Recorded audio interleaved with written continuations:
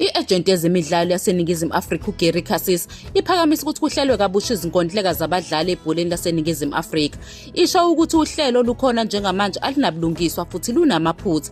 Uzaveze lokhu nje ingokuqubuka kwesiphithiphithi esithinta umdlali we-Orlando Pirates uMonapule Saling osekuphela izinyanga ezintathu engekho eqenjini ngenxa yokungaphumeleli kokuya phesheya nokungenami ngeholo lakhe.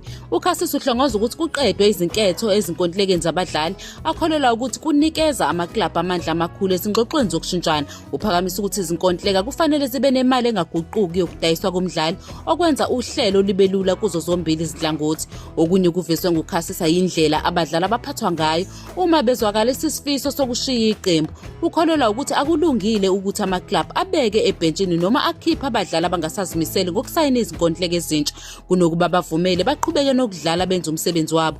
Imithelela yale ndlela ibalekile njengoba izoshintsha amandla ukuze ivune abadlali, ibanika amandla ukulawula imisebenzi yabo nendlela yokuziphilisa. Ngokuvumela abadlali ukuthi baqhubeke nokudlala futhi bafeze izibopho zabo zezinkontileka, amaklabhu azophoqeleka ukuthi athole izisombululo ezilungele nomdlali zokudlulisa izingxabano kunokuba asebenzise izindlela zokujezisa.